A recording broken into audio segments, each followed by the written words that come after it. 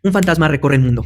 ¿El fantasma del comunismo o el del populismo? El día de hoy hablaremos de este concepto tan escurridizo, pero que también es un fenómeno de los que más agobian a los politólogos y a las personas en este siglo XXI. Así que vamos a ello. ¿Qué onda, brothercillos? Pues bienvenidos a este canal de YouTube. Actualmente este canal ya se encuentra en TikTok. Aquí se los dejo en pantalla. Sin embargo, pues esta plataforma del TikTok exige que sean las cosas muy rápido, que sean muy superficial. Por eso estamos aquí ahora en YouTube. Y pues nada, yo espero de verdad que les guste muchísimo este canal. Y pues nada, estaremos hablando de fenómenos económicos, políticos y sociológicos. Me presento, yo soy Héctor Rojas, soy licenciado en Economía, también tengo una maestría en Estudios Políticos y Sociales y actualmente curso mi doctorado en Ciencia Política. También soy profesor de Economía y pues nada, yo espero de verdad que les encante muchísimo este canal, denle like, suscríbanse, etc, etc, para que podamos monetizar y dominar el mundo. No, no es cierto, este canal es simplemente de pura divulgación. Entonces, vámonos con nuestro primer tema. Bueno, vamos a hablar de populismo. Todo es populismo. Pero si entonces todo es populismo, entonces nada lo es, ¿verdad?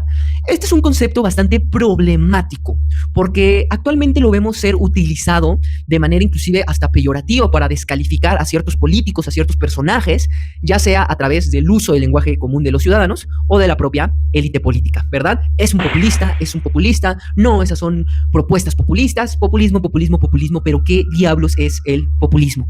Es un concepto bastante difícil, por tanto, es muy importante que nosotros lo sepamos definir de manera clara y concreta, lo cual es sumamente difícil. ¿Por qué? Pues porque es un concepto que está sujeto a muchísimas interpretaciones. Por principio, nosotros necesitamos ponerle un sustantivo.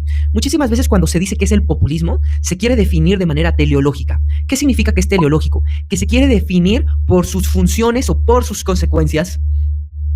Se van a acostumbrar muchísimo a ver en este canal a mis gatitos que no saben respetar el espacio personal, académico y de divulgación. Pero bueno, continuemos, ¿no? Está sujeto a muchísimas interpretaciones y se quiere definir de manera teleológica. Por lo tanto, se suele decir que el populismo polariza, que el populismo se pretende encarnar el poder del pueblo en una sola persona, que el populismo es un sinónimo de demagogía para engañar a las personas y persuadirlas, etc, etc. Me estás definiendo para qué sirve, pero no le estás poniendo un sustantivo a lo que es el populismo. Por lo cual, lo primero que tenemos que hacer es poner este sustantivo, pero va a estar sujeto a varias interpretaciones. Por un lado, podemos tener que el populismo es una ideología. Esta corriente prácticamente representada por Casmude. Casmude es justamente uno de los autores que más ha trabajado el populismo en lo que es Europa y él lo maneja como un tipo de ideología, pero es una ideología delgada. ¿A qué se refiere que es una ideología delgada? Pues justamente que a diferencia, por ejemplo, del nacionalismo en Europa, no se tienen estas grandes teorías, estos grandes autores, estos grandes representantes de lo que es el nacionalismo. Es decir, un nacionalismo fuerte, un nacionalismo concreto. En cambio, el populismo es más delgado, más difuso y no tiene ni tanta teoría, ni tantos personajes, ni tantos movimientos, lo cual hace que el populismo sea muy ambiguo a diferencia del nacionalismo europeo. Por otro lado, tenemos al populismo considerado como un movimiento que justamente pues ha sido descrito por Pierre Rosanvallon, justamente este autor francés, en su libro El siglo del populismo, donde nos está mencionando justamente eso, ¿no? Que el populismo es un movimiento que viene a desestabilizar las instituciones democráticas de determinadas maneras y él en su libro empieza también a describir cuáles son sus características, cuáles han sido sus funciones, pero prácticamente para él el populismo es un movimiento. Número 3, tenemos al populismo como una forma de gobierno. Una forma de gobierno que no es per se un régimen de gobierno. Un régimen de gobierno podría ser la democracia, el autoritarismo, el totalitarismo. Dice Nadia Urbanati, esta politóloga italiana, en su libro Yo, el pueblo, que justamente el populismo es una nueva forma de gobierno y no un régimen en sí mismo. Una forma de gobierno que sí se caracteriza por representar la democracia representativa, pero ella justamente habla de cómo el populismo, más que una representación, es una representación directa, lo cual es un oxímoron, es una contradicción. La representación indica que no es una democracia directa, pero si se habla de la representación directa, dices, oye, pues ¿quién está representando justamente a las personas? Y es ahí cuando llega el papel del líder populista que dice encarnar la voluntad del pueblo, de los que votaron por él, y dice, oye, pero el pueblo no solo son los que votaron por ti, el pueblo serían todos. Entonces, ¿qué onda? ¿Qué estás haciendo? Y es justamente esta autora cuando pues desarrolla el concepto justamente de Claude Lefort, este libro que de representación y democracia, donde Claude Lefort, politólogo francés, justamente nos dice que en la democracia el poder no puede ser encarnado. La democracia es un espacio vacío y justamente el autoritarismo, en este caso el populismo, justamente representa un mal benigno que implica que el espacio vacío ha sido llenado y por lo cual el pueblo es uno. No hay pluralidad, no hay heterogeneidad, el pueblo es uno y la voluntad es una. Entonces, esto es lo que indica Nadia Urbanati cuando define el populismo como una forma de gobierno. Pero finalmente yo quiero que lleguemos a un enfoque que desde mi interpretación ha sido más exitoso a la hora de abordar y asir lo que significa el populismo. Este enfoque es justamente el enfoque discursivo del populismo y el sustantivo del populismo es justamente eso. El populismo es un discurso político. Este enfoque está representado claramente por Ernesto Laclau y Chantal Mouffe, estos dos politólogos que justamente han sido muy famosos por desarrollar este concepto y que asimismo son considerados dentro de la corriente del postmarxismo, una crítica del marxismo tradicional sin dejar de ser marxismo. Antes de explicar lo que para ellos es el populismo, sí tendríamos que explicar lo que para ellos es la hegemonía, este gran concepto marxista que ha sido explicado por muchísimos autores, pero que justamente Ernesto Laclau y Chantal Mouffe hacen una crítica al abordaje tradicional. Para ellos, la hegemonía no es lo que significaba para Lenin, no es lo que significaba para Gramsci, no es lo que significaba para Louis Althusser. Ellos lo que critican es algo que denominan el esencialismo de clase. ¿Qué es el esencialismo de clase? Ellos en su libro, Hegemonía y Estrategia Socialista, escrito ya en la época de los 70s, 80s, donde ellos están viendo que hay una crisis de identidad de la clase social y que los movimientos que salen a protestar a las calles para intentar cambiar justamente el régimen de gobierno o todas estas condiciones que están vulnerando su integridad, justamente se dan cuenta que ya están dejando de tener la identidad de clase presente y que ahora son los movimientos afros en Estados Unidos los que están saliendo a la calle para justamente exigir una explotación y dominación por cuestiones raciales y no únicamente o no solamente de clase. Está viendo también a los movimientos feministas de estas mujeres que están saliendo a marchar para exigir o luchar contra la violencia, no solo por cuestiones de raza o de clase, sino por cuestiones de sexo. Ven al movimiento LGBT que también se está gestando en esta época, exigiendo nuevos derechos en contra de la explotación por cuestiones de género. Ven a los movimientos indigenistas que también están luchando por cuestiones raciales, a los ecologistas y dice, ok, pareciera que ahora todos estos movimientos, si uno fuese a preguntarle contra qué están luchando, no van a decir necesariamente que es contra el capitalismo o contra la explotación de clase, sino contra algo diferente. A estos movimientos se les ha llamado los nuevos movimientos sociales. Va a llegar el marxismo rancio, el marxista rancio y decir, no, es que ustedes son unos wokes y han perdido la cuestión de clase. Dice, espérate. Nadie está perdiendo la cuestión de clase. Lo que nos estamos dando cuenta es que esa clase social no es homogénea y que también al mismo tiempo que sufre la violencia o la explotación por cuestiones de clase, está sufriendo y viviendo otro tipo de violencias que se conectan con la clase social. Porque unos dicen, no, es que la clase social es unida y si tienen conciencia proletaria todo va a estar bien. No es cierto, porque entre los propios proletarios marxistas, si uno es amanerado, alguien va a recibir las burlas en ese grupo de proletarios marxistas. Yo que doy clases, los profesores marxistas, no tenemos ningún problema con que nuestras profesoras marxistas nos levanten las mesas porque nosotros somos los varones. Entonces, no que todos éramos iguales, no, estamos atravesados por diferentes clasificaciones sociales que organizan el trabajo, no solo a través de la propiedad privada de los medios de subsistencia, lo cual forma la clase social, sino también la clasificación social en función del humano y lo no humano que da la cuestión de la raza y de la función reproductiva de nuestro cuerpo, si eres capaz o no de parir a otras personas, lo cual da justamente la cuestión de sexo. Estas tres están interconectadas dentro del propio capitalismo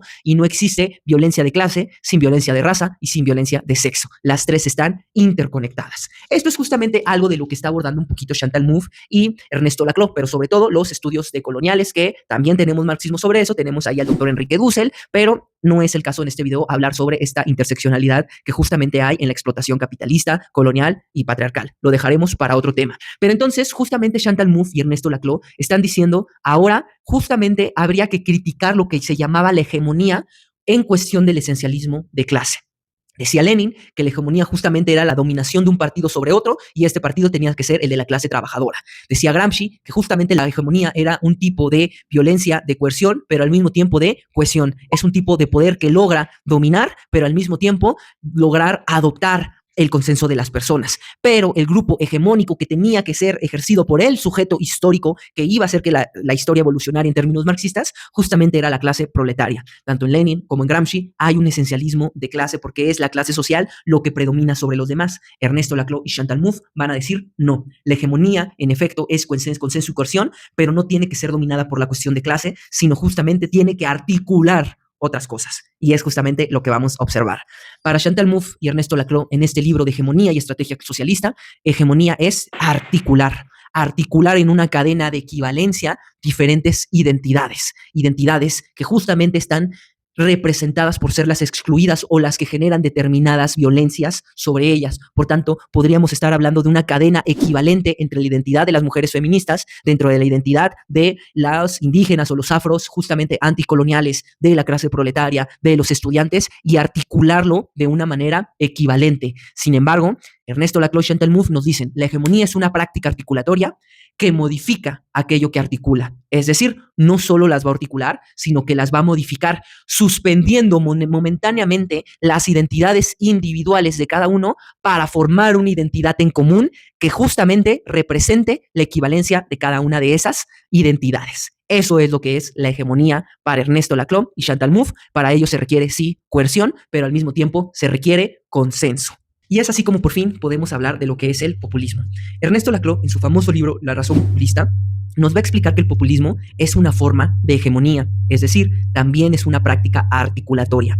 Pero justamente nos dice, la disrupción populista viene cuando lo que él llama la lógica de la diferencia no es capaz de satisfacer las necesidades o demandas individuales de cada uno de estas identidades individuales. Es decir, los feministas tienen demandas y a veces el sistema, el régimen, logra satisfacer de manera individual esa demanda y por lo cual no se puede articular en una cadena. Eso es la lógica de la diferencia, pero nos dice justamente Ernesto Laclau que la disrupción populista surge cuando no logra satisfacer esas demandas de manera individual y por lo cual la articulación en una lógica de la equivalencia puede ser posible. Esa es la primera condición de la ruptura populista, que sea posible la articulación y de una cadena de equivalencia. Número 2, él habla de que en efecto se necesita el papel o el rol de un líder que logre justamente en su acción política lograr representar a toda esa cadena equivalencial. Pero número 3, él justamente menciona que el populismo requiere de lo que él denominó como el significante vacío.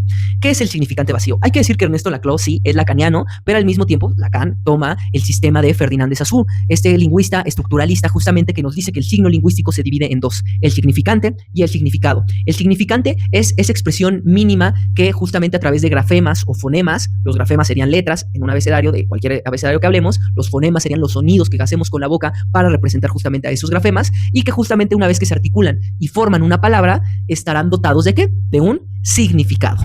Si yo tengo el significante gato, ¿cuál será esa imagen o construcción mental que llega a mi mente como significado? Pues un michito como los que yo tengo, con bigotitos, con orejitas, qué sé yo. A cada significante le corresponde un significado. Y él justamente nos dice, pero aguas, este significado es producto de una correlación de fuerzas. Los significados, así como decía Ferdinand de Saussure, la relación entre significante y significado no es natural, es un arbitrio social. Y nos dice ahora Ernesto Laclau, es el producto de una lucha discursiva de diferentes partes de la comunidad.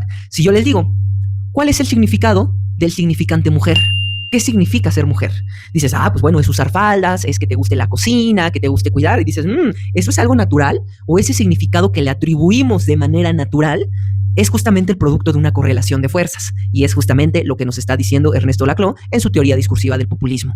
En esta práctica hegemónica, lo que se busca, retomando a Gramsci, es lograr el sentido común, que el significado de los significantes pase por natural, pase por normal, y así la gente pues esté consensuada justamente con esa significación. Eso es la hegemonía para Gramsci y Ernesto Laclau lo va a tomar también. El populismo y la hegemonía se está jugando los significados de los significantes. Pero recuerden que nosotros llegamos a esta discusión justamente por lo que él denomina el significante vacío. Dice, nosotros dijimos que el populismo necesita crear una identidad que logre representar a las identidades individuales de la cadena de equivalencia. Pero entonces, ¿cuál va a ser esta identidad nueva? Y justamente él dice, esta identidad tiene que ser nombrada como un significante vacío. Un significante que pareciera que no tiene un significado directo a él, amarrado, articulado, sujeto, sino que puede estar sujeto ¿a qué? A varios significados según sea el caso. Es decir, el significante puede ser que signifique para un eslabón de la cadena de la identidad individual algo, para otro eslabón significa otra cosa, para otro eslabón significa todos. Es un significante vacío que no tiene un significado fijo y que por lo cual sirve para representar a todos. Quiere decir que su significado es ambiguo. Y dice, la ambigüedad de este significante vacío no es algo negativo, sino por el contrario, es algo positivo, estratégico y necesario. ¿Cuál es justo uno de estos significantes? La identidad que va a representar a todos los excluidos, que por excelencia se utiliza en el populismo, pero que no necesariamente es su significante único, pero sí es el significante predilecto, el significante pueblo.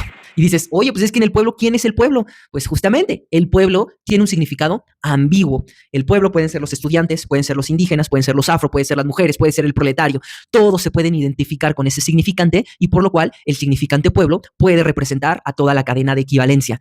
Muchas de las críticas de los líderes populistas es que quién decide quién es pueblo y quién no. Pues justamente dice Ernesto Laclau, esta ambigüedad, esta difusidad es justamente lo que permite que en el significante pueblo todos y nadie puedan caber a la vez y eso es lo que le da la fuerza a esta práctica hegemónica. Eso es el populismo para Ernesto Laclau. Un discurso que busca justamente que lograr articular en una cadena de equivalencia a través del consenso, a través del sentido común, justamente a todas estas identidades para que el líder pueda asumir esa posición, esa situación hegemónica y logre que disputar el poder político, el poder económico, pero sobre todo el poder simbólico. ¿Qué es el poder simbólico? Nos diría Pierre Bourdieu, la capacidad que tienes para dotar de significado a las cosas. Si el significante mujer actualmente tiene un significado de ser frágil, de ser ama de casa, de ser cuidadora, pues justamente una vez que tú logras la hegemonía y que logras el poder simbólico, tienes la capacidad de resignificar el significado del significante mujer y por lo cual estás dominando el sentido común de la sociedad. Eso es lo que es el populismo. Ernesto Laclau nos dice, hay que tener cuidado de pensar que el populismo está cargado de una ideología en sí. Dice él que no es cierto. La hegemonía, la práctica articulatoria, la lucha discursiva, el consenso y lograr el sentido común puede ser una estrategia que cualquier ideología, puede ser un discurso que cualquier movimiento de cualquier ideología puede utilizar, por lo cual podemos tener una hegemonía y un populismo de derecha y un populismo y una hegemonía de izquierda, los cuales representan determinados valores, determinados principios de diferente índole. El populismo es un discurso que justamente implica lograr una práctica articulatoria a través de crear sentidos comunes, a través de crear realidades sociales en el imaginario colectivo y justamente lograr así el poder político que permita cambiar el sentido común y sobre todo la realidad material a través de políticas, decisiones y acciones de gobierno que justamente permiten cambiar ciertas cosas. Eso es lo que es el populismo en términos discursivos, en términos post-marxistas. Y actualmente en el mundo vemos que el populismo justamente ha llamado ¿a qué? Pues ha llamado a diferentes movimientos y gobiernos de derecha, tanto de izquierda. Esto ha sido todo. Yo espero que te haya gustado muchísimo esta lección. Por favor, dale like, compartir.